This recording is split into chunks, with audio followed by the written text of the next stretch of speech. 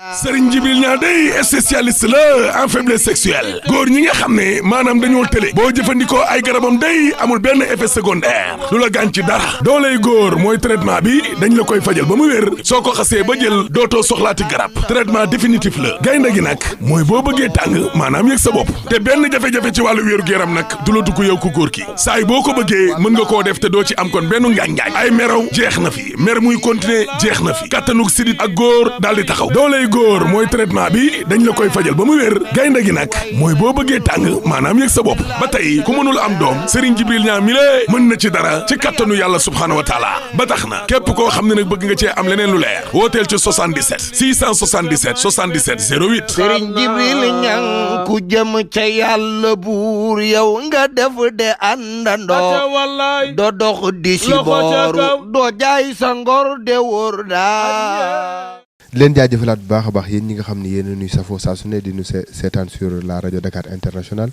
dans votre émission Espoir Politique saa su ne comme ni ngeen ko xamee nga xam ni ndaw mooy doxal réew macha allah ndaw moo yor réew kon saa su ne ni ñu koy defee rek tey nag yaakaar naa invité bi noom kenn dootu ko présenté muy Mouhamed Diagne macha allah di ingénieur en hygiène sécurité et environnement aussi di conférencier membre aussi du parti LDR Yeesal xam naa dootuñu sori dañ koy bàyyi mu nuyoo Mouhamed ñoo ngi lay nuyu la bàyyi nga nuyonteeg ñi seetaan. asalaamaaleykum wa rahmatulahi taala wa barakatu ci maa ngi lay nuyu di la cher bu baax a baax.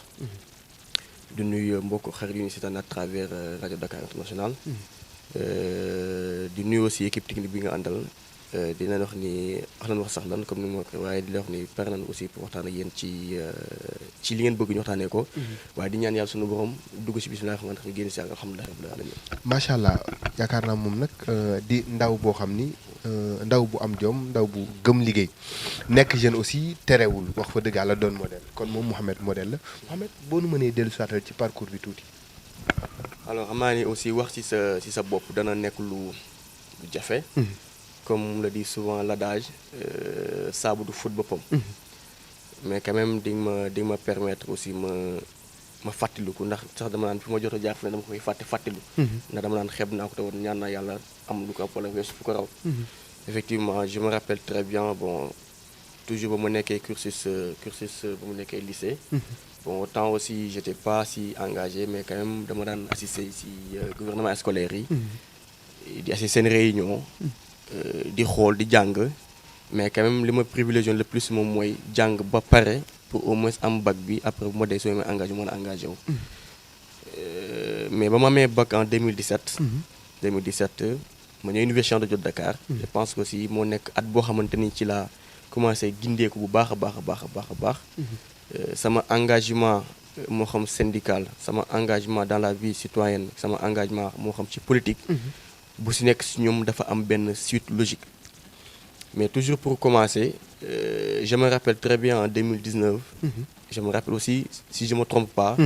RDI Radio Dakar International nekkoon na première télé voire même rajo boo xamante ni ñëwoon na foofu. def ak man interview mu nekk sama première sortie médiatique. pourquoi parce que j'étais autant le président de l'amicale des étudiants d'UNIPRO. oui UNIPRO. mais lu ko jiitu aussi en 2017 2018 boobu noonu. dama ñëw TAC université y avait un certain Djibril Bey qui m'avait accueilli mais ba ma accueillir aussi au temps dañu nekkoon ci structuration wu US Union des élèves étudiants Saint-Louisiens. mu nekk structure boo xamante ni dafa regrouper l'ensemble des Saint-Louisiens yoo xamante que ça soit dans le privé ou public. nekk ici à Dakar di jàng ni ñu ko bëggee wala boog leen fi xaar. mu initié ma dugal ma ci liste bi naan liste blanche ci at boobu noonu on a rempli les élections pour une première participation. ma nekk étant étudiant première année ma dugal ma ci commission suivi évaluation. si jàng laa toll may jàng. ba ma demee tamit ci même at ba sa topp 2017 2019 ñu gagné élection yi mu def ma chargé des relations extérieures. d'accord ce qui veut dire am na évolution bu am. mais ci même at boobu noonu si laa di ma UNIPRO. pourquoi ba mu nekk UNIPRO aussi je voyais l'environnement un peu déserté. pourquoi parce que y avait pas un représentant des étudiants mais des représentants d'étudiants. mais représentant étudiant yi dañuy jouer benn rôle bu important ci vie estudiantine. mooy étudiant bi ci boppam il a besoin de quelqu'un boo xamante ni dana mën a taxaw di ko kaasal àqam ak ay yellefam de telle sorte que moom ci boppam mën a se sentir à l'aise pour mën a étudier convenablement. si la ne un jour ma ni Mbàkke je pense que xam nga ko bu baax a baax Mbacké Thioune effectivement ma ne que mon cher ami gis naa environnement bi et gis naa li fi am aussi mais man je veux écrire l'histoire d'Unipro je veux bien écrire l'histoire d'Unipro mu ni ma mais comment ma ne ko je vais l'écrire et je pense que ba ma si jàpp dinaa ko écrire aussi on va l'écrire ensemble mais ok c'est bon at boobu noonu heureusement on m'avait choisi école bi choisir ma si seen cellule communication seen cellule communication ma nekk cellule communication bi bon j'étais un membre parmi les membres un membre clé à la fois parfois mën na un peu dire indispensable mais je me crois pas à ça aussi parce que nit ku nekk la ngay liggéey rek moo la fay bàyyi boo fa jóge aussi la nga liggéey mooy tax nit ñi fàttaliku la ñu dem élection yooyu at bosat aussi même logique boobu noonu ñu pare kii bi stage bi 2 mois ñu dem élection ma postuler candidature on ñu étions au nombre de 7 ñu def entretien retenir 3 candidats parmi ces 3 j'étais un de ces candidats là man Nancy Diakhaté et aussi Salia Aaron Fofana. Je remporte les élections. Pourquoi? Parce que les étudiants aussi me connaissaient très bien. Les étudiants aussi se sentaient bien ce mon discours et ils s'identifiaient de moi. À un moment donné aussi, ils m'ont fait confiance. Pour une première fois, pour un bureau d'étudiants, je suis le premier président durant toute leur histoire. Lan moo mës a def ci leadership boobu. Effectivement leadership boobu noonu mën naa ni bon am na leadership bon c'est un leadership né. C'est un leadership né pourquoi parce que man je n'ai bon musuma toog suñu bon xam naa ne suñu bopp moo ma cërale lu mel noonu. Parce que aussi je me rappelle si même parenthèse boobu laa duggee un jour j'avais un professeur en cours de management monsieur Gaye un jour il m'avait interpellé Diagne est-ce que tu es un leader? Il m'a posé la question je suis leader bon j'étais resté anesthésié à mes mots répondre ma ko me poser la question à savoir est-ce que Diagne tu es un leader? Je dis bon ma toujours resté anesthésié. Il me pose la question bi automatiquement monsieur ma ne ko monsieur est-ce que vous pouvez poser la même question à mes camarades étudiants peut-être ils auront la réponse. Poser question étudiant yi ne effectivement Diagne il est un leader. Il m'a demandé pourquoi Diagne t'as pas voulu répondre à ma question ma ne ko effectivement monsieur un leader ne se proclame jamais au plus grand jamais leader. C'est à travers ses actes et ses paroles que les gens sauront pertinemment il est un leader. Effectivement Diagne mais la modestie c'est pour les faibles. Est-ce que vous comprenez? C'est-à-dire leadership boobu noonu les gens dañu koy gis ci man selon samay jëf ak samay wax. Loolu pour répondre à question bi mais pour connaître logique boobu Unipro 2019 mais ci même 2019 boobu noonu c'est la nekkee vice-président Action for Change. Benn association internationale bu regroupé de nationalités différentes ma nekkoon seen biir nekkoon vice-présidente derrière la présidente Soxna Diop. Même ci même logique boobu noonu aussi jaar na ci ay structures yu bëri yoo xamante ni vraiment ci ay AGELS membre simple et cetera mais li ci ëpp solo ci 2019 la nekk élément déclencheur la engagé ci politique 2019 boobu noonu. Ce que veut dire tey jii nii entre 2017 2018 2019 dafa gaaw de telle sorte que sunu borom moo ko accéléré noonu. mu dugg ci mbir mi nekk tamit koo xamante ni ràññee nañ ma ci. mais loolu yëpp lu ko waral mooy sama engagement ak sama vouloir servir mes pairs que ça soit étudiant ou citoyen sénégalais. Ok. ci loolu laa nekk ba léegi aujourd'hui on parle de Diagne conférencier aujourd'hui mais am na loo xamante sax dama ko sauté mooy syndicalisme universitaire à l'UCAD à la faculté des sciences humaines. moom Modou Diouf l'actuel PCP c'est lui qui m'a interpellé qui m'a initié bon on peut dire initié entre guillemets parce que daf ma invité pour mu ñu bokk ci listam. Loolu bokk tax na ma dugg je n'ai jamais voulu syndiquer université je n'ai jamais voulu ça. Mais à un moment donné je me dis que ni comme yéen la am na ci man yaakaar damay accompagner ko pour non seulement pas pour moom mais pour les étudiants yoo xamante ni aujourd'hui ils sont dans le besoin social ou pédagogique te dans ce cas de figure dañu bëgg koo xamante ni mën a taxawal. dama je pense que man sama bopp man war naa mën a bokk c'est parmi les ñoom dañuy contribuer si ñooñu si étudiants yooyu noonu si 2019 aujourd'hui jusqu'à présent maa ngi ànd ak moom même si que parfois damay bëgg céder la place parfois da ngay bëgg génn ñu jox la chargé communication liste nga nekk élément emblématique ci Sénégal universitaire on parle de Diagne bàyyi la xel loolu la koy may bu weesoo tey la ngay wane mais akub taalibe bi moo la koy may. Parfois xëy na ci parcours bi maa ngi dégg saa su ne da ngay vouloir aider. Léegi mu mel ni que yow bi ngay vouloir aider yow t'es pas dans le besoin. waaw si effectivement xam nga parfois da ngay fàtte say bëgg-bëgg ak say yitte ngir bëgg-bëgg doomu aadama ak seen yitte. Parfois dafay am. Bon da ngay toog sax mu leer que ni li ngay xeexal nit ki da nga koy yittewoo. mais na nit ki am ba pare bu nit ki amee ndax yéen a bokk même cause. bu amee day mel ni am nga. tey jii bu fekkente ne nekk ci monde syndicalisme. ñu say note mu nekk note yoo xamante ni ki nga corrigé. prêter aussi attention wala bu deful benn maximum de concentration. note bi nga waroon am 15 mu defal la fa 8 mais buñ ko defalee 8 nga xeex ba delloo ko 15 keneen ku ñëwaat aussi nara jànkoon lu mel noonu daan ko bàyyi xel ni amoon na fi amul 8 ñu defal ko 15 ku amoon 15 defal ko 8 dans ce cas combat bi réussir woon c'est-à-dire kon non xeexaluma ko mais sama bopp laay xeexaat c'est-à-dire damay xeex sama bopp mais à travers une cause tellement noble c'est-à-dire la cause bi nga xamante moom la ñuy xeex daf c'est une cause qui nous interpelle tous qui nous concerne tous et de ce fait bu may xeex sama bopp laay xeex. d'accord léegi tey ñu gis ni dugg nga aussi dans le cadre politique tey lan moo la dugal ci politique ba boole la RDL Yeesal. effectivement xam nga politique bi jaamu yàlla la. politique jaamu yàlla la xaw ma nag ñu ko nit ñi di définir mais man politique bi ma gis man bi ma gëm te mu lekk ni c'est la bonne formule moom mooy jaamu yàlla ci nit ñi ndaxte quand on dit politique ñu jox ko définition bi nga xamante c'est littéral tellement ñu ne la politique c'est l'art de bien gérer la cité. gérer la cité. mais tey les éléments composants de la cité ñañ la moom mooy doomu aadama yi ne ci biir te doomu aadama yooyu noonu ku si nekk si ñoom am nga ay préoccupations am nga ay exigences am nga ay bëgg-bëgg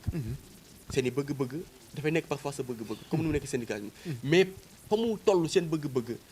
niveau boobu noonu parfois ñoom mën na ko bañ a atteindre y a ce que parfois da moo doon déggoon Cheikh Sidy Lamine Niass mu ne la voix des sans voix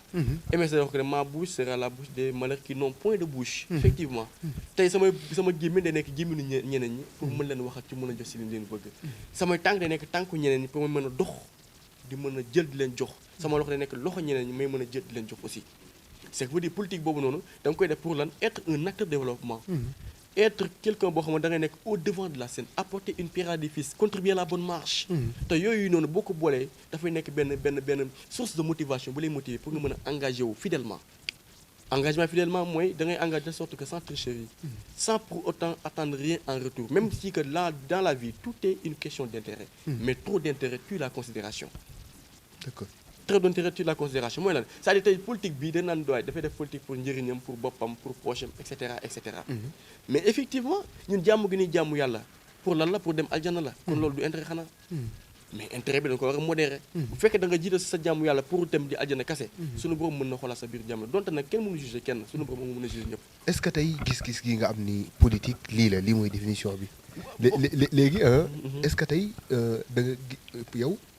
ci ni nga définir nii politique est-ce que mën nga définir noonu politique au sein de l'environnement sénégalais ba xam politique jël na vrai sens bi nga xam ni moom non dafa dañ ko dénaturaliser dañu soppi xar kanamu politique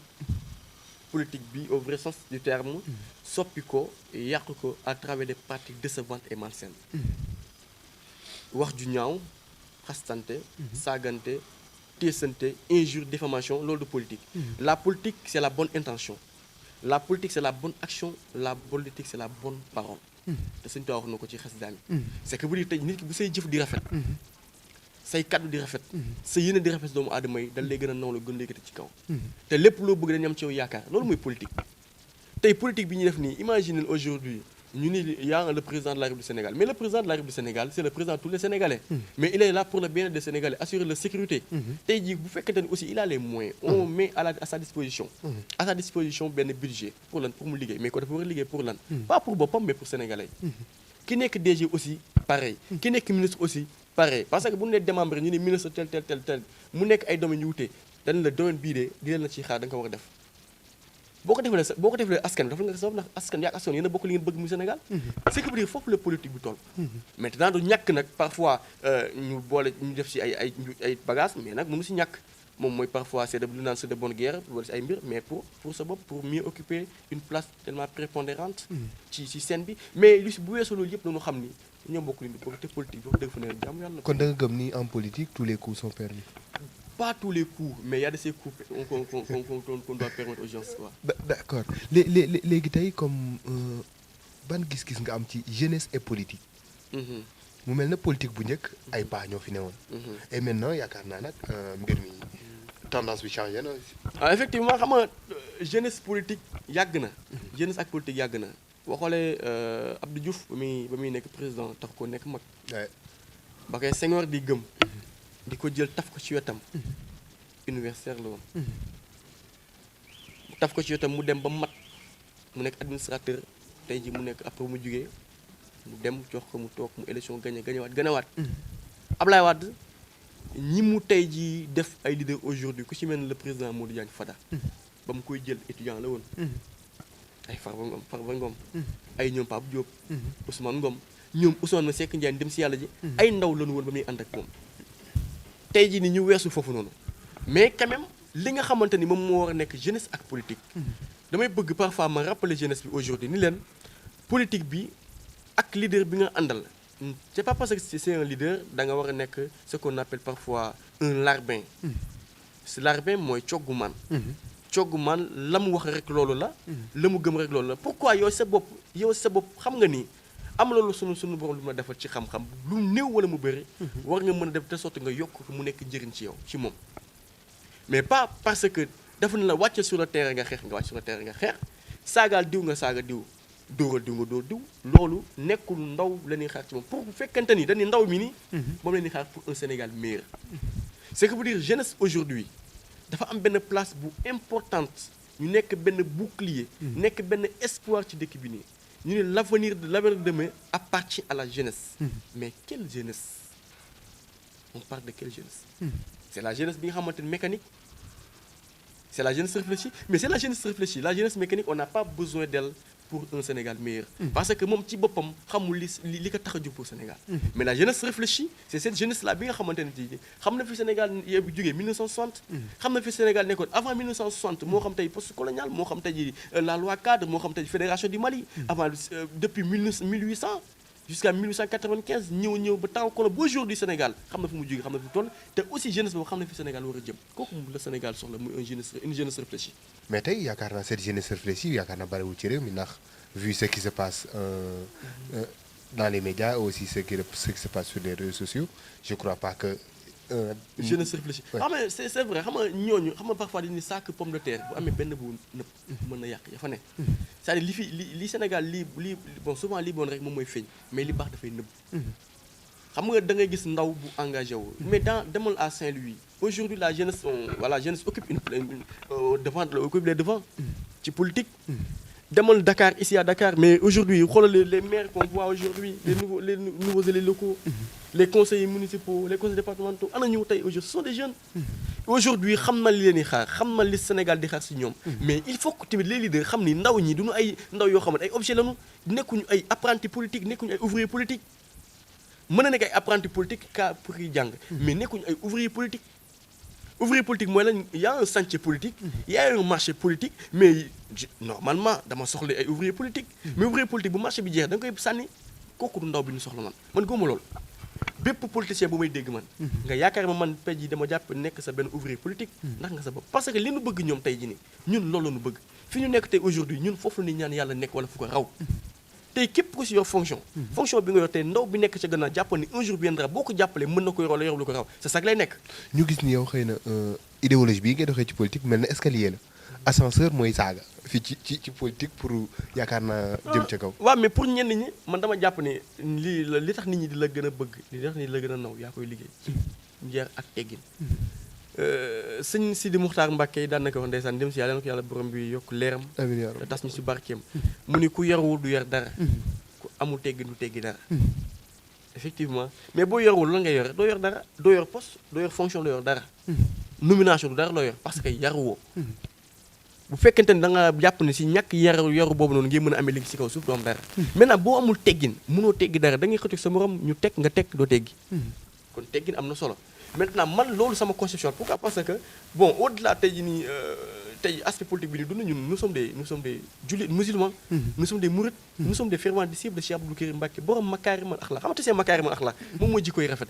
mais imagine toi ji ni politique bi dafa yàqu lu ko yàq mooy jikko crise des valeurs c'est ça moo ko yàq crise des valeurs moo yàq politique nit ñi seen bopp tey jii nii xooltuñu seen digganteeg seen borom bay xool seen digganteeg seen morom c'est que vous dire tey jii mën na nekk sama conception ci propre ci politique mën na nekk sama gis-gis mais dama jàpp ne gis-gis bi nii moom mooy gis-gis bi gën ku mu neex nga gëm ko mais ku mu neex aussi nga bañ ko gëm mais man je vais faire éponger aux autres ñi may déglu di ma dégg di ma bàyyi xel dinaa leen faire éponger la chose pour ñu xam ne c'est la bonne pratique de la politique léegi ñu gis ni politique gars yi wut kaay xaalis lañ ko def yoon bi gën a gaaw léegi est-ce que du loolu tax saaga yi bare ci ndax ku ëpp li ngay saaga daf mel ni yaa ëpp xaalis ndax gis nañu récemment li xew dans la scène politique. maa ngi koy gis démb rek xaw ma barki démb. ci Facebook bi benn groupe. ndeysaan waa ji mu ni bon du ma tudd parti politique quoi parti politique mu ni dafa tase ak benn copain am copain yu nekk si benn parti politique ñu ni ko bu diw génnee rek yéen daal fu ñu daal leen jox connexion 2000. mais dañuy jox xaw ma ay sosal xaw ma nag. ñu boo leen ko saaga bu nekk rek ñu jox leen xaalis. mais dëgg la ñooñu di leen def loolu seen bëgg-bëgg la mais yow am nga bëgg-bëgg mooy kooku ñuy saaga te ëllëg mën nga toog fi mu toog te doo bañ ko doo bëgg ko la saaga. pour vous dire tey jii nii politique bi du ay saaga du ay wax ju ñaaw. man dama bëgg confrontation d'idées ñu waxtaan ci xam-xam. nga teg ma teggi nga argumenté ma argumenté jéem la convaincre jéem convaincre auditoire bi ñuy déglu. da ngay wax mu nekk xam-xam mu lekk ni xam-xam la débat contradictoire la. ma indi sama analyse indi samay argument pour jéem la contrecarrer jéem la contrarier. loolu laa gëm ci politique loolu la ñu war a gëm ci politique. mais daggasante. xastante saagante loolu du politique. mais demal tey jii nii tey jii suñu ay référence boo demee bon du ma tudd Rwanda. dinaa ko bàyyi tuuti mais demal aujourd'hui la France suñu pays boo xam ne moo ñu coloniser ñun aujourd'hui mënuñu génn si France. parce que lu nu tey bu tollee Sénégal tamit c'est la grâce à la France. quoi qu'on puisse dire bu ñu ko bañ tamit loolu moo fi ne. ñoom seen politique yi seen élection yi ñu nekk nii xam naa yaa ngi si fi wasal bi Jean-Luc avec la Jean-Luc Mélenchon ñoom Éric Zemmour ñoom Marine Le Pen Macron et cetera lan moo def tey aujourd'hui seen élection am tey am envergure gi mu am tey au niveau international lan moo ko def débat d'idées la xam-xam la da ngay wax xam-xam ñu déglu la nangu la ci xam-xam boobu déggoo bële ku xas morom bi wala boo ku saaga morom bi amul da ngay teg say argument gars yi tegg ko man sincèrement si loolu laa bàyyee élection yooyu si laa koy bàyyi xel bu baax a baax a baax ndax man loolu laa gëm man homme politique pour mu convaincre ma man yombul quoi foog nga doon une tête bien faite pour mën ma convaincre parce que man damaa gëm ni xam-xam moom mooy jëriñ doomu aadama donte amagu ma xam-xam ma sàkku ci yow xam-xam loolu laa gëm mais quand à taxaw fi di saagaloo nit ñi wala di saaga sa bopp yow en tant que njiit ngay saaga di xaste di saagaloo nit ñi di xasteloo nit ñi mais loolu baaxul maintenant ku leen ci topp ku nekk rek dama jàpp ne sa xalaat bu gàtt la yóbbu ci loolu waaye man personnellement ak ki ma gëm wala ki ma xam la non doo dugg ci loolu noonu en étant Saint-Louisien yaakaar naa muy yow di man yaakaar naa bu ñu toogee aussi am na Saint-Louisien yu ni seetaan ban gis nga am ci politique saint-louisienne bi la politique saint-louisienne tout en sachant que Saint-Louis c'est une ville politique la politique saint-louisienne dafay nekk une politique vraiment dure parfois compliquée parfois importante pourquoi mu nekk une ville politique parce que xam nañu Saint-Louis fa mu jóge avec les quatre communes xam nañu Saint-Louis aussi la mu def ci éducation Sénégal et civilisation Sénégal lan xam nañu aussi Saint-Louis place bi muy occupé en tant que première capitale du Sénégal kon tey bu dee ma toll fii mën nañu ko considérer comme une ville politique boo xamante ni dafa soxla ay leaders yu compétents ay autorités yu compétentes yoo xamante ni bu ñu ñëwee li la ñuy wax moom mooy ville tricentenaire Saint-Louis pourquoi mu nekk aussi une ville boo xamante ni dafa difficile à faire la politique parce que dama jàpp ni ñoom ñëpp ku si nekk si ñoom la nga bëgg lanu bëgg la nga sañ lanu sañ la nga mën la ni ñaan yàlla mën pour mën a déranteeg yu mbagg pour lan Saint-Louis ce que veut dire Saint-Louis ci boppam nekk na ville boo xamante ni naqadewul dafa te au-delà de la politique engagement citoyen action citoyenne yooyu noonu rek war na mën a jëme Saint-Louis kanam mais daa am lu ma frôle sànq mooy jeunesse bi te je pense que ñi ngi ci biir tey aujourd'hui pour parler Saint-Louis et ne pas parler le maire actuel le premier magistrat de la ville tricentenaire Saint-Louis wax ko ba pare te wax ko aussi je pense que da ngay yàq wax ji pourquoi parce que quoi qu'on puisse dire aussi quoi qu'on puisse lui reprocher mi ngi góorgóorlu mi ngi def maintenant góorgóorlu boobu noonu est-ce que fa mu nit ñi doog di ko xaar ma nga fa est-ce que les objectifs qu'il s'est fixé ba xam mi ngi koy atteindre est-ce que en réalité les exigences des Saint-Louisiens ma ngi koy jéem a dab mooy seen bànneex loolu nag ku si nekk si ñun war nga ci am sa benn conception propre analyse propre boo xamante ni yow rek lay concerner mais bu fekkante da ngaa xippi xool uppi sa nopp déglu jàpp naa am loo xam ne boo ko faree di nga mën a xam ni carrément mi ngi góorgóorlu maintenant nag loolu doyul donc c'est nekkul Saint-Louis. y a de ces administrateurs. y a de ces DG. y a de ces personnes yoo xamante ni aujourd'hui ñoom seen bopp ñoom ak maire bi ñoo bokk Saint-Louis. man en tant que citoyen simple boo xamante ni maa ngi Saint-Louis. en tant que un acteur de développement maa ngi Saint-Louis. tey jii du ma nangu mukk Mansour Faye gën ma jege population bi moo ko nangu mukk ci kaw suuf. pourquoi parce que la mu gëm ci politique. mais yow falul la. ah mais yow falul la. faluñu ma. xam nga du ma xaar ñu fal ma pour mën a liggéey foofu la gars yi di jume bu bëri sax. bu fekkee da nga xaar pour ñu fal la nga liggéey mais kañ la lay fal da nga xam kañ la lay fal xamoo ko yàllaa xam. mais tamit li naan c'est en forgeant qu'on devient forgeron. ci góorgóorlu googu ngay mën a doonee mën a góor mën a nekk góor. ci góorgóorlu boobu noonu ngay mën a amee dara ci góorgóorlu boobu ngay mën a fore dara pour dimbali ñi nga xamante ñoom yaakaar ci yow ndax yaakaar dafa fort. tey jii nga nekk ndaw ñi yaakaar ci yow rek loolu c'est extraordinaire loolu suñu borom moo koy def. mais da ngay toog ni yàcc yaa fus doo ko def da ngay wàcc ànd ak ñoom liggéey. la ñuy bëgg donte sax la moom nga bëgg te mu nekk lu jafe pour nga mën am ko. di nga seet ñoo ko am pour mën leen ko jox. mu mel na Ndar élection yi fa jàll avant élection yi.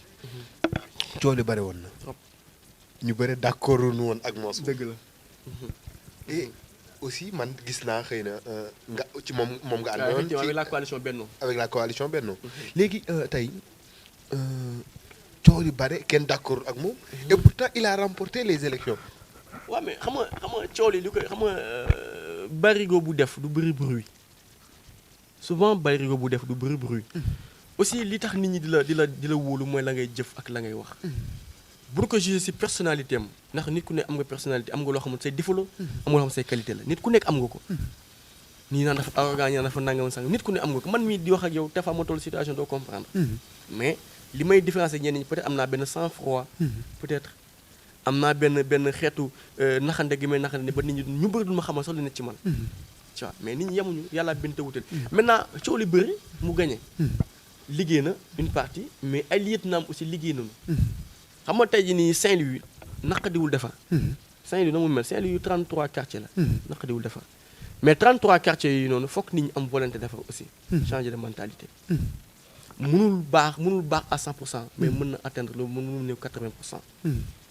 Saint-Louis na mu meloon nga comparer Saint-Louis avec avant Mansour. Ousmane Seck Ndiaye ndem si yàlla ji. Bamba Dièye Saint-Louis Mansour Faye à travers son premier mandat si 5 ans la woon mu nekk ba 7 ans def na ko 6 ans 7 ans. ñu gis bilan am mais ñi ko fal ñëpp dañu xool ci bilan pour falaat amoon ci moom yaakaar ni kat ku la jox ndékki bu la déggee añ war nga ko mën a gëm loolu rek doy na peut-être doy na benn analyse maintenant mieux encore à travers ces réalisations je pense aussi nekkoon na argument bu important bu am solo pour mën a tey jii ni mën a gagner suffrage. da nga jàpp ni moom lañ voté wala coalition bi lañ voté ndax je crois que. non loolu bu ñu ko waxee opposition bi leen tax ñu wax loolu noonu opposition bi dañu voté Abba Mbaye pourquoi parce que c'est la coalition yooyu mais Mansour Faye sincèrement tey mais candidat la maire mais moo nekkoon coordonnateur départemental APR. wala Benno Bokk Yaakaar à Saint-Louis. ce qui veut dire tey Mansour Faye gars yi xam nañ ko. ay lieutenant xam nañ ko pour dire que même les élections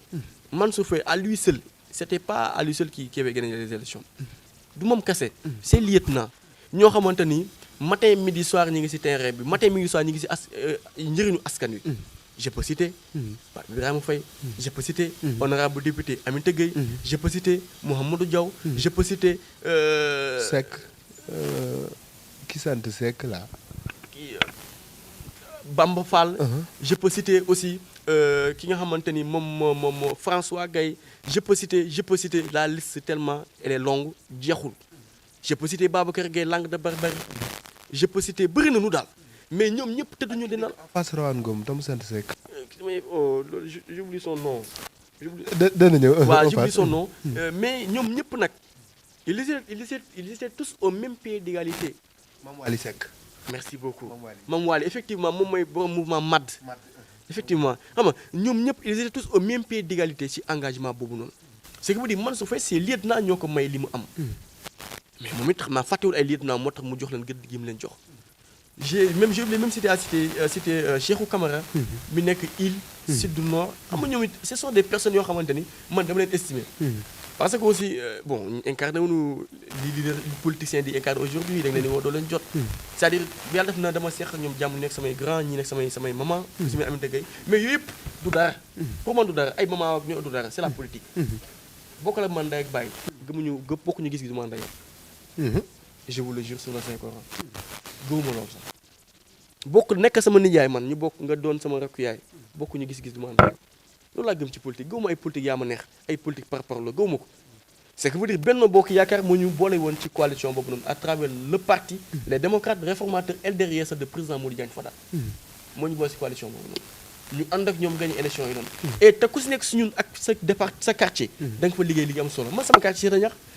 mais man maa nekkoon chargé communication kii bi comité électoral bi nekk sama ànd ñu yaatal ma baax a baax ak ñoom la grand Atou ñoom Ndeye Awa coordonnateur Ndiaye et cetera ñoom ma yaatal nekk ndaw seen maa gënoon nekk ndaw seen biir ñu jox ma communication bi may wax ak ñoom askan wi diggante ak ñoom askan wi diggal man donte ndaw laa ñu jox ma li ma moom te loolu du si man suñu borom la ko ça veut dire politique bi du da ngay xaar pour am rek pour mën a jege askan wi joxuñu la da ngay dem la nga am avec les maigres moyens que tu as avec les moyens du bord tu peux arriver à bon port bon port mooy lan léegi nit ñi bëgg nga nekk ci donte mataloo lépp defaa nga toog nit di wala sa yaakaar ci lu dul jeex da ngay waa baax na dinaa ko def dem wuti jigi boo ko amul amoo ko jeex na la vie continue doo fa nekk di digaloo mënu kon xanaa parfois moo tax ñu naan politiciens yi buñ la waxee mën na bañ a nekk dëgg ñu baal ma. waaw noonu ba bon ba yaakaar la xam nga yaakaar bu fu mu dem ba am rek bu yaakaar bi tasee day nekk ñàkk nekk dëgg d'accord moo tax ñu naan diggee boor la. waaw xam nga yaakaar fu mu nekk fu ne bu yaakaar bi demee ba tas rek da naan foofu noonu dëgg amatu fa effectivement yaakaar la te yaakaar bu ne sax diggee boor la man du ma diggee d'accord man du ma digge non lu ma mënuma ko quoi dinaa si bàyyi xel moom nekkul dinaa ko def dinaa si bàyyi xel mooy dinaa ko nekk dana nekk sama yitte bu sottee ñu ne bokk mais dinaa ci waaw mooy dinaa ko def waaye dinaa si bàyyi xel yàlla baax na dégg naa la bokkul ak ba léegi dinaa ko def kon c'est aux gens de comprendre. voilà nee na nañ jëm ko mais loolu la rek c'est-à-dire foog gaay déggee foofu aussi quoi léegi ci Sénégal gi yëpp résultat Benno Bokk Yaakaar yi ban jàngal la ñu mën a am c'est positif wala négatif. Bon, c'est positif. Les résultats, bon, elles sont positives. Les résultats, elles sont positives. Pourquoi? Parce que da ngay xool aussi comparer les résultats. xool tey jii nii seen adversaire farouche. mooy c'est la coalition. Yewwi Askan Wi. nga xool Benno Bokk Yaakaar la mu gagné ci ay régions. la mu gagné ci ay départements. bokkul ak la Yewwi Askan Wi gagné ci ay régions. bokkul ak la Yewwi Askan Wi gagné ci ay départements. tout en sachant que aujourd'hui à Dakar dafa nekk une ville boo xamante ni boo ko gagné mën na njort ni am nga occupé place bu am solo tout en sachant bu fekkee da nga gagné Touba am nga poids électoral bu am solo tout en sachant que ni boo gagné Thiès am nga aussi poids électoral bu am solo te yooyu moom la Yewwi Askan Wi gagné. léegi ci loolu laa bëggoon a ñëw ndax it est-ce que du yi. Benno bëggoon gagné. la Yewwi gagné moo tax tey. mais xamal ni aussi. Dakar ci boppam PS moo ko yoroon. Dakar sous Khalifa Sall. taxawu PS la. taxawu Sénégal. Dakar avant Khalifa Sall Pape Diop PDS la woon. kon APR est-ce que mos na gagné Dakar. gagné gu ko. kon dañu bëggoon gagné Dakar kon nekkul lu ñu ñàkk. Thiès kan moo ko yoroon. Idrissa Seck moo ko yoroon. Idrissa Seck auparavant fu mu nekkoon fa la nekkoon réew mi bokkuloon APR avant tey ci élection locale yi ñi collectivité territoriale yi ni kon dañu ñàkkaat Thiès nekkul moins nekkul plus Touba ku fa daan gagné PDS moo ko moom Touba PDS moo ko moom kon bu nee ba tey Touba Yewwi Askan Wi tey am fa dara mais dañuy tamit nekkul moins nekkul plus alors loolu yëpp ce sont des analyses yoo xamante mais tamit analyse yaakaar naa ni tamit bu ñu xoolee yow li nga ni PDS moo fa newoon réew mi moo fa newoon mais après ñun ñëpp dañoo mujj rejoindre tamit la coalition Benno Bokk Yaakaar mais boo xoolee bon supposons ñu jël Thiès mais Thiès la fa am Thiès c'est une ville politique comme Saint-Louis Thiès vraiment tey jii ne ña fa nekk tëdduñu di nelaw moom mooy réew mi tëdduñu di nelaw aussi mais Thiès réew mi kese nekku fa ci biir Benno Bokk Yaakaar boobu noonu am na ay partis yu composé Benno Bokk Yaakaar boobu noonu des partis prenantes des partis qui aujourd'hui ñoo composé Benno mais ces partis là si seen bopp ku si nekk si ñoom liggéey nga mais tey jii nii buñ dee ñàkk aussi ñàkk bu considérable de telle sorte que ñu mën a taxaw ne ñàkk nañu carrément parce que loolu aussi mën nañ ko rattraper selon aussi ak seen i taxawaay ci dëkk boobu ñu nekk parce que aussi nit ki tey Thiès mën naa ne vote sanction moo fa amoon danoo sanctionné malentendu am na seen biir seen configuration seen liste et cetera moo tax quelque part ñu sanctionné leen mais sanction boobu noonu sanction mën na leen ko mën na am kii mën na am quelque amendement mën na leen ko jéggal bu leen jéggalee tey ji mën na répercuté wu ci élection législative yi ñu nar a jëm tey jamono jii nii ce qui veut dire rien n'est perdu d'avance rien aussi n'est encore gagné d'avance. kon da nga gis ni Benno mën na rattraper ses erreurs. effectivement. yaakaaroon ni ci élection législative yi ñu jëm bu ko defee ñu duggaale ci sax. voilà. Yewwi day mi ngi ci pante boo xam ne oui mi ngi màgg. waaw mais Yewwi Askan Wi seeni coalition comme toutes les autres coalitions yoo xamante ne nekk na ci jamono ji wala boog yi précédé tey jii nii jamono ji ñu nekk. rappelez-vous opposition moo gën a yomb ci kaw suuf. opposition boo ci nekkee. di nga gagner plus de considération di nga gagner plus de place. ci landerneau politique. et cetera pourquoi parce que ce rôle principal la nekk da nekk critiquer s'indigner c'est important am na solo mais aujourd'hui proposer des solutions aussi da koy gën a renforcer tey jii nii Sénégalais yi jeunesse bi si boppam est-ce que mës nga gis depuis 1960 jusqu'à aujourd'hui jeunesse bi la majeure partie de la jeunesse dañuy àndal moom mooy opposition dañuy àndal loolu histoire Sénégal la tey jii nii ku jàngul sax xam na loolu te yaa ma gën a xam yow mi di gëstu yow boom xam bi yow mi di gëstu te nekk journaliste loolu tey jii dafa nekk Sénégal loo xamante ni culture la aada la ci ñun loo xamante ni mënul dañ maintenant tey jii bu ñu demee ci Yewwi Askan Wi ñu ni est Yewwi Askan Wi mais foog mu am lu mel noonu maintenant est-ce que la mu am féete na kaw li nga xamante ne moom moo fi ne selon ak nombre de votants yi selon ak poids électoral bi nga xamante ni au niveau national mu ngi boole si aussi diaspora mu nekk 15e région bu Sénégal est-ce que tamit loolu noonu mën nga def étude mais mënugul am fokk ñu dem ci élection nga xam ndax élection locale yi collectivité territoriale la mais nekkul aussi ñëpp ñoo am accès wala boo ñëpp ñoo récupérer seen carte pour mën a voter maintenant nag nanu ñaan yàlla dem ci élection législative pas ci parrainage jéggi ci parrainage yi dem ci élection législative yi bu demee ci élection législative yi toutes les coalitions yoo xamante ni dañoo jàpp ni ñoo war a mën a participer toutes les listes indépendantes aussi ñu dem participer ci liste indépendante ñu xool système de parrainage zone caxabal la du caxabal parce que am ñoo jéem a teqatal pour bañ a yegg ak moom non ñu fi teqatal ñëpp rek c'est parce que seen i je peux dire seen i ay données ñoom ñoo baaxul ñoo fiable ñoo authentique bu jàpp ne bu tey say données authentiques sa liste parrainage dafay jàll bu fekkee ne say données authentiques say liste parrainage du mën a jàll fokk ñu bàyyi aussi parfois xelu sénégalais yu ñuy jéem a amadoué mooy que ni ñun sincèrement parler boo fekkee da nga wàcc sur le terrain nga recueillir ay données nom prénom numéro carte d'identité et cetera nga recueillir que man ma recueillir sa bos yow sa bos keneen recueillir que mais bu fekkee dama laa njëkk a déposé kële kee bu ñëwee liste am du jàll mais kon bu ñu gisee bu ñu déggee wax ji kon à chaque instant Benno mooy njëkk déposé moo tax Benno doo ngay jàlle ñeneen ñi dañ leen di ñoom sax si Benno njëkk déposé waaye avant déposé bi ñu xool l'authenticité vérifiée parce que aussi tey jii bu fekkee doonu jël données yooyu noonu ñu dugal ko ci seen plateforme seen base de données ñu gis ni kat bii ñu ni kat wala tur bii wala boog identification bii non c'est déjà utilisé mais identification mënul jàll kon invalide leen ne loolu rek benn astuce bu ndaw la rek pour mu expliquer la est-ce que jar na ko tamit pour parrainage waaw mais parrainage jar na ko xam nga bu fekkee dañu def élection législative ñu am 30 listes 45 listes mais jaru ko mais léegi jeunesse bi nii wala boog nit ñi voté dañuy am flemme mu jug voté dañuy am tey jii nii dañuy toog si benn cacophonie boo xamante du mën a sax choisir les listes yi fa ne plus de 45 listes tegu nii di commencer fii jëm ba fële mais nan ngay jëlee doo jël est-ce que parrainage bokk na ci démocratie tamit effectivement dafa gën a renforcer démocratie xam nga tax moo dafa gën a renforcer démocratie tey jii nii imagine toi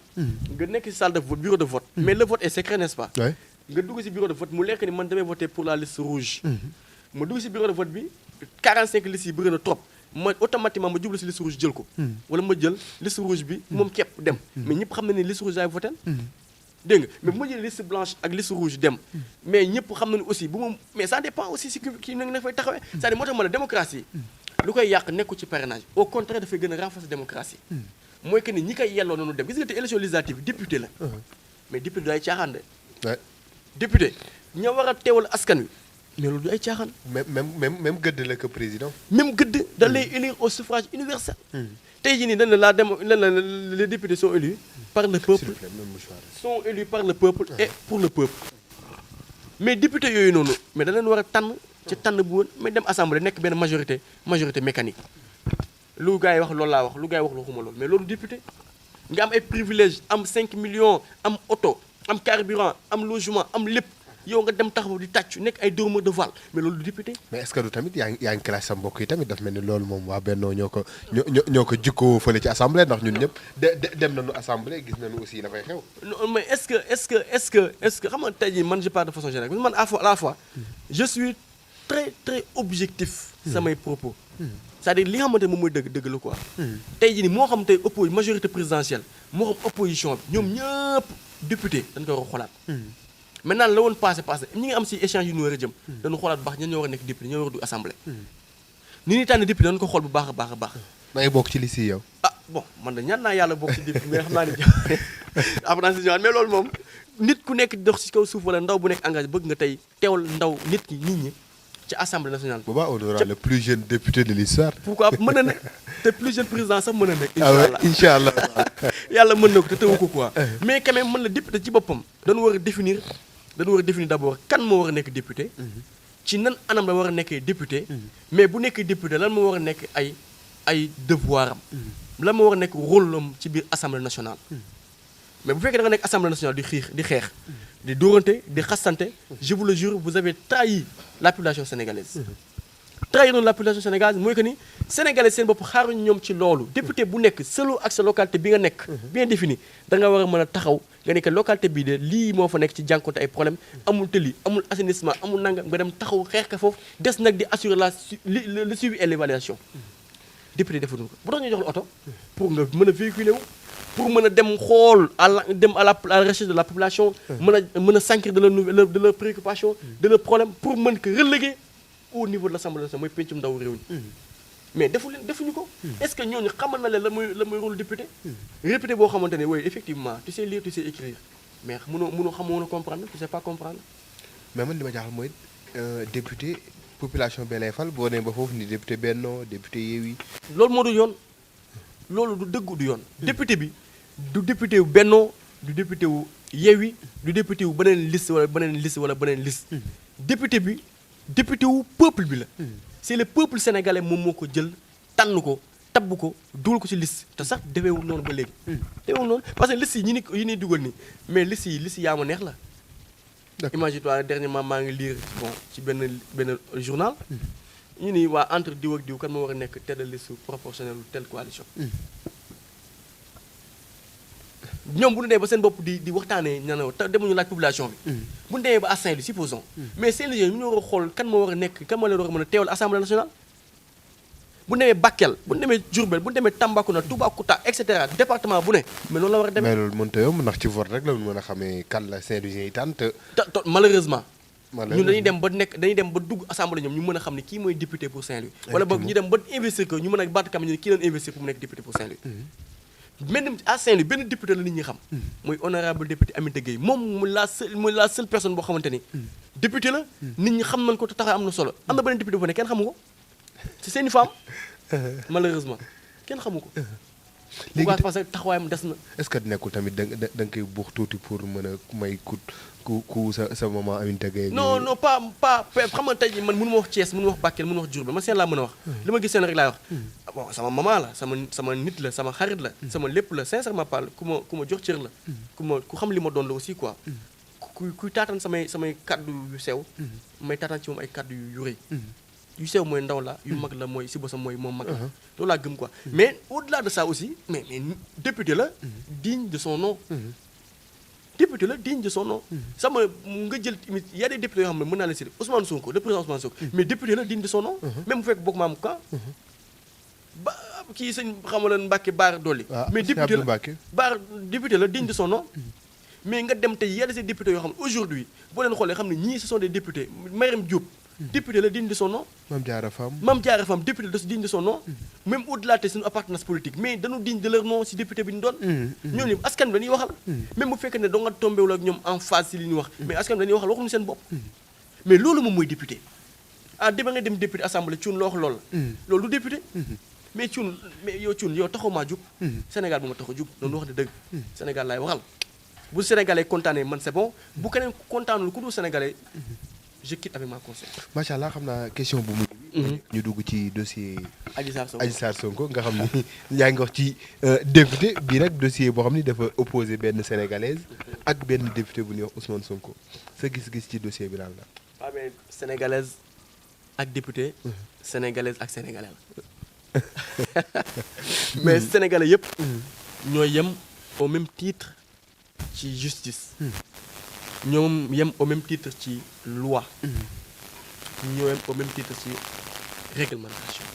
ñoo yem au même titre ci ñu leen di atte ak ñu leen di xoolee. c'est que vous dites dafa nekk benn dossier privé bu nu politiser. kan moo ko politiser. l'opposition. parce que ñoom dañuy complot la de Benno sur Ousmane Sonko. mais xam nga loolu ñoom c'est de bonne guerre comme ni nga ko waxee di l'entame de vos propos. c'est de bonne guerre pour victimiser wu. pour peut-être embrouiller la population sénégalaise pour jëm leen lëndëmal seen xel pour jëm leen pousser ci benn bordure boo xamante ni mooy la révolution descendre sur le terrain xeexal pour nit te pourtant nit ki ba muy dem tàggu la ba muy dem Sweet Beauté tàggu la ba muy dem fa mu dem tàggu la ba muy génn tàggu la dafa feebar di faju la mu fa def moom ak Adji Sarr ak yàlla kese xam keneen xamul kon dañu bàyyi yoon atte Adji Sarr bu demee ñu audité ñu déglu ko auditionné ko mu wax lan bu mu wax moom la tey juge bi di déglu jël comptabiliser le président Ousmane Sonko bu demee wax la mu wax le juge di comptabiliser c'est leurs avocats ñoom ñëpp respectifs ka xam moom salon ba ak jëkkëram bu ñu waxee loolu lañu après ñu analyser xool. xanaa déglu nga ko. déglu ma ko xawutal lëndëmal yëf yi. xam nga tey jii nii audio yomb ko fabriqué yomb na. mais ñëpp d'accord nañu ci authenticité bi. authenticité bi moom man da xam nga authenticité bi avocat Mamour Diallo di maître El Hadj Diouf di avocat Adji Sarr aussi d'accord na ci authenticité bi.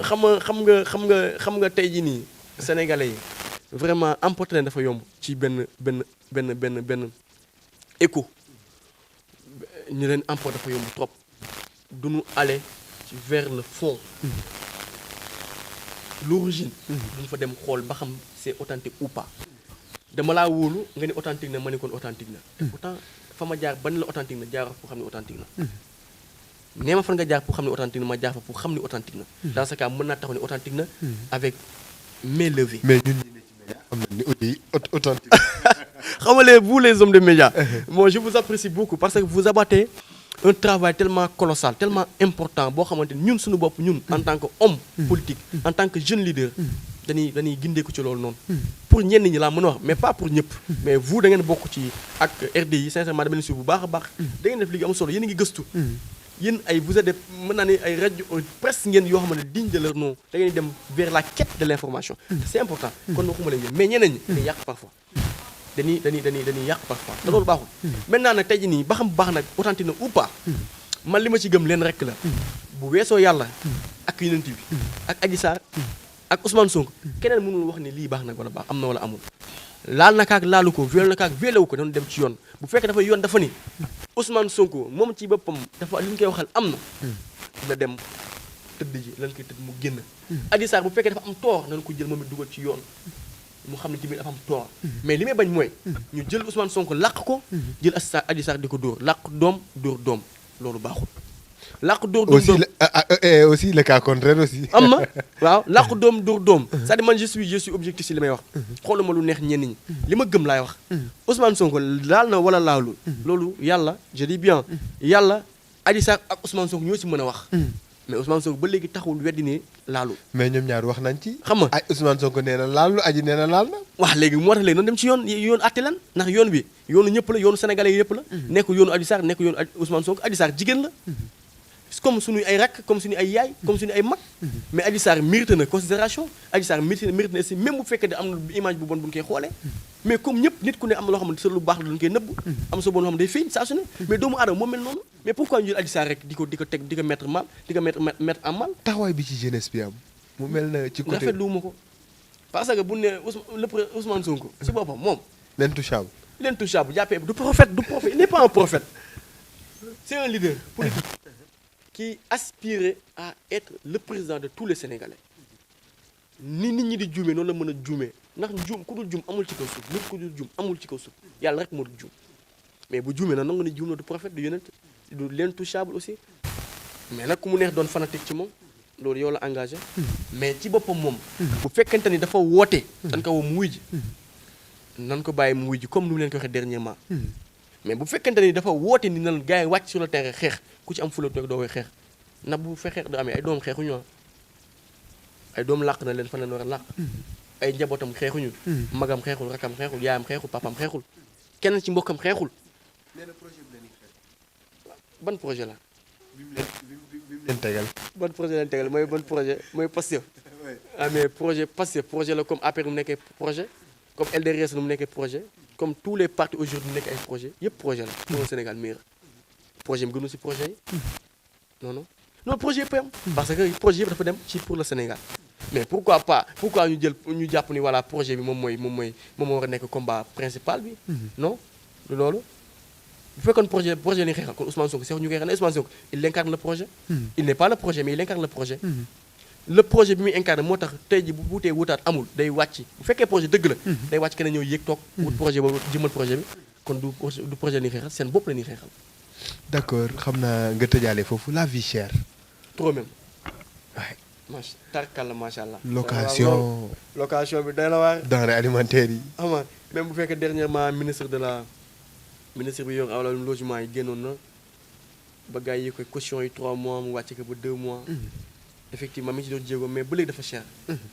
cherté bi nag xam fan la mi ngi nekk ci ñi propriétaire ñi moom kër yi ci ñoom la quoi ñoom ñoo yokk seen i kër te ñoom si seen bopp parfois jaarwaay ba na war a mën a jaar pour yoon reconnaître du fa jaar dañuy mujj jaar ci ay courtier ay agence yoo xamante ni ñoom seen bopp dañu bëgg tirer profit ñooñu peut-être ñoom mën nañu yokk affaire bi de sorte que dafay nekk lu incommensurable mais quand même retenez par là que ni bu chéré Sénégal yëpp la chéral métti na fépp la méttee mais je pense aussi faut ñu comprendre que avec crise mondiale bi mën nañu comprendre foofu avec effet Covid-19 les conséquences de la Covid-19 avec tamit guerre ukrainienne bi invasion russe bi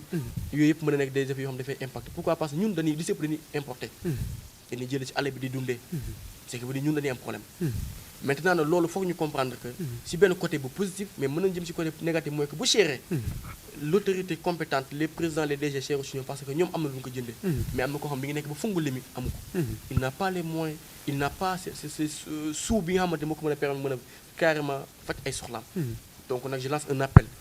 solennel à l'État du Sénégal à toutes les parties prenantes à toutes les autorités compétentes de telle sorte que ñoom seen bopp ñu mën a jug taxaw les Sénégalais ils ont besoin de vivre de nourrir à leur faim vraiment pour mën a faj seen ay soxla nit ñi aussi surtout weeru koor gi ñu nekk nii dañu def te yàlla rek tax te xam ni aussi ñu ne neen la Sénégal ñoo ko bokk bu baaxee ñun la baaxal mais aussi bu bonee ñun la bonal di leen wax ni vraiment kontaan nañu amaat nañu mbégte répondre seen invitation mu nekk loo xam ne c'est une deuxième fois après Unipro aujourd'hui ñu ñëw seen locaux yi gis nañu aussi teere gi ngeen ñu teeru donte joxu ngeen moom ndax damaa woor moo tax xam naa ni jox leen ma teraanga mais bu lekkoon neeru weeru koor ba léegi teraanga gi mi ngi dem comme saa su ne ñu koy defee nit ñi te loolu yëpp vraiment dama koy seede ngir ñu ñuy seetaan di leen jaajëfal di ñaanal borom kër gi aussi sëñ Jibril suñu borom yàggal taxawaayam li mu bëgg aussi ci mbir mi mu am ko mu yow ak sama waaju baax ji nga xamante ne très moo nekk ci suñu Cheikh nekk ci technique bi mu nekk koo xamante ne vraiment c'est une personne modeste vraiment bon yàlla baax na yàlla def sutura ci li ngeen bëgg yokk ba yëg ko ba ñu dégg RD yi fa ñuy dégg télé yi mag yi maintenant nag damay santaat yàlla ci tàmbale bi sant na ko dama koy santaat di julli si yonent bi sant Sëñ Tuubaa wasalaamaaleykum wa rahmatulahi taala wa barakatu macha allah xam naa incha allah boo nekkee le plus jeune président incha allah de l'Afrique wala du Sénégal même dégg nu may opportunité bi ñu toogaat ak yow incha allah di ko jaajëfalaat bu baax a baax moom monsieur Diagne di Mouhamed macha allah nga xam ni il a toujours été comme ça macha allah ci depuis à chaque instant leader ne ci noonu ni ko gars yi di waxee kon di ko ñaanal jàmm et aussi ci opportunité bi mu nu mayaat ñu toogal raataw teg moom tey ci disponibilité bi ngir aussi wax fa dëgg yàlla c'est un jeune et aussi ñëpp xam ko ci wax fa dëgg yàlla il travaille pour son pays et aussi pour fee mu dëkk nga xam ne ci Ndar ràññee leen ko fa macha allah ci conférence à travers ses conférences à travers ses ndimbal yi muy def ak yu ni mel wax fa dëgg yàlla kon seen émission Espoir politique ngeen daan doon ak Thioune. Serigne Djibril Niang day spécialiste la en faiblesse sexuelle góor ñi nga xam ne maanaam dañoo tële boo jëfandikoo ay garabam day amul benn effet secondaire du la gaañ ci dara dooley góor mooy traitement bi dañ la koy fajal ba mu wér soo ko xasee ba jël dootoo soxlaati garab traitement définitif la gaynde gi nag mooy boo bëggee tàng maanaam yëg sa bopp te benn jafe-jafe ci wàllu wéeru yaram nag du la dugg yow ku góor ki saay boo ko bëggee mën nga koo def te doo ci am kon benn ngaañ-ngaañ ay meraw jeex na fi mer muy continuer jeex na fi kattanug sidit ak góor daal di taxaw dooley góor mooy traitement bi dañ la koy fajal ba mu wér gaynde gi nag mooy boo bëggee tàng maanaam yëg sa bopp ba tey ku mënul am doom Serigne Djibril Niang mi lée mën na ci dara ci kattanu yàlla subhaanahu wa taala ba tax na képp koo xam ne nag bëgg nga cee am leneen lu leer wooteel ci 77 677 77 08 Serigne Djibril Niang ku jëm ca yàlla buur yow nga def de àndandoo doo dox di si booru doo jaay sa ngor de wóor daa